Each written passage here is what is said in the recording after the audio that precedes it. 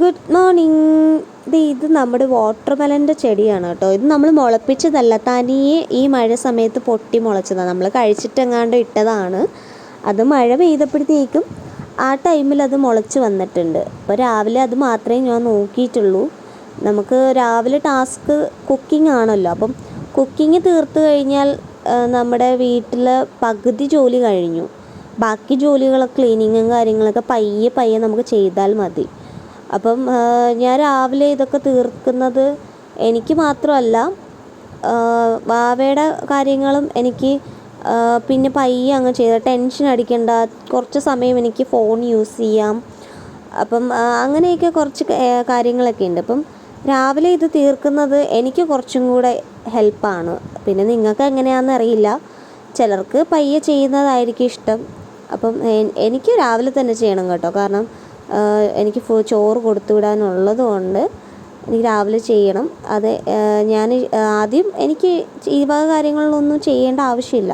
എനിക്ക് തോന്നിയാൽ കുക്ക് ചെയ്താൽ മതി. പക്ഷെ മാരേജിന് ശേഷം നേരെ അത് തിരിച്ച് നമുക്ക് രാവിലെ എണീറ്റ് ഉണ്ടാക്കേണ്ട ഒരു കാര്യങ്ങളൊക്കെ ആണല്ലോ. അതിപ്പോൾ എനിക്കെന്നല്ല, എല്ലാവർക്കും അങ്ങനെയൊക്കെ തന്നെയാണ്.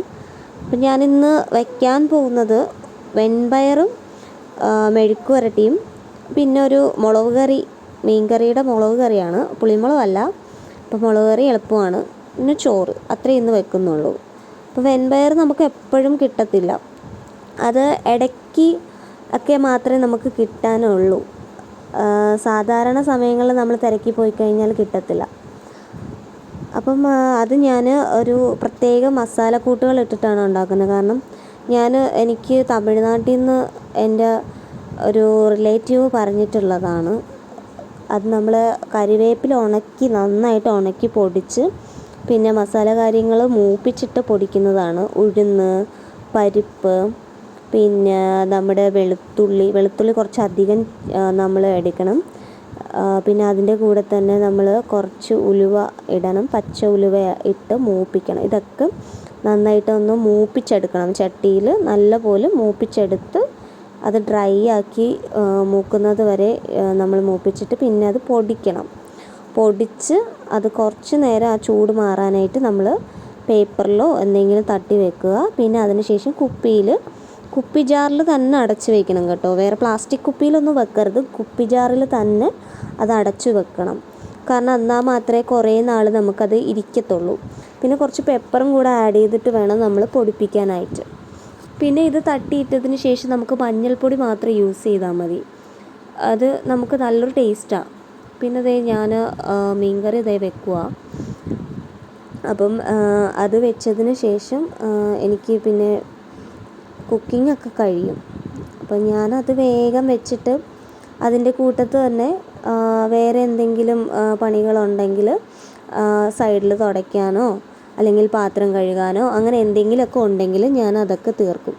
അപ്പം ഈ കിച്ചൺ വേസ്റ്റുകളൊക്കെ എനിക്ക് അടുക്കളത്തോട്ടം ഉണ്ടല്ലോ, അപ്പം അവിടെ ഞാൻ കൊണ്ടിടുക. അതായത് വെണ്ടയ്ക്കയിലാണ് ഇന്ന് ഞാൻ കൊണ്ടിടുന്നത്. ഓരോ ദിവസം ഓരോ ചെടികളിൽ, കുറച്ചധികം ആണെങ്കിൽ ഒന്നിലധികം ചെടികളിൽ കൊണ്ടിടാറാണ് പതിവ്. പിന്നെ വാവയ്ക്ക് സോൺ പപ്പടി ഭയങ്കര ഇഷ്ടമാണ്, അപ്പോൾ സോൺ പപ്പടി ഞാൻ കൊടുക്കുവാണ്.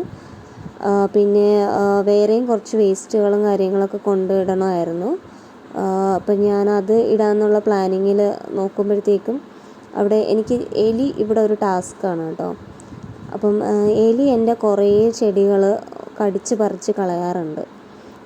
അത് എനിക്ക് ഭയങ്കര ബുദ്ധിമുട്ടാണ് എപ്പോഴും. പിന്നെ നമ്മുടെ കുക്കുംബറാണ് ഇത് വരുന്നത്. പിന്നെ കൊച്ചുള്ളി നട്ടിട്ടുണ്ട്. അതുപോലെ തന്നെ ഇത് മല്ലിയിലയാണ്.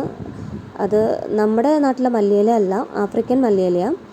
അപ്പം എനിക്കൊരാൾ തന്നിട്ട് ഞാനത് വെച്ചേക്കാണ് ഒരു തൈ. അത് നല്ലപോലെ വളർന്നു വരുന്നുണ്ട്. പിന്നെ കഞ്ഞിവെള്ളം പുളിപ്പിച്ചത് ഞാൻ എല്ലാ ചെടികളിലും കൊണ്ടൊഴിക്കാറുണ്ട്. അപ്പോൾ ഇത് പഴയ മീൻകറിയാണ് ചൂടാക്കിയത്. പിന്നെ ഇത് ഇന്ന് വെച്ചിട്ടുള്ള മീൻകറി, അച്ചാർ, മെഴുക്ക് വരട്ടി, അതാണ് ഇന്നത്തെ ഫുഡ്. പിന്നെ സ്നാക്സും കാര്യങ്ങളൊക്കെ ഇന്ന് കുറച്ച് മേടിച്ചിട്ടുണ്ടായിരുന്നു. അപ്പോൾ അത്രയേ ഉള്ളൂ ഇന്നത്തെ വീഡിയോ. എല്ലാവർക്കും ഇഷ്ടപ്പെടുമെന്ന് വിചാരിക്കുന്നു.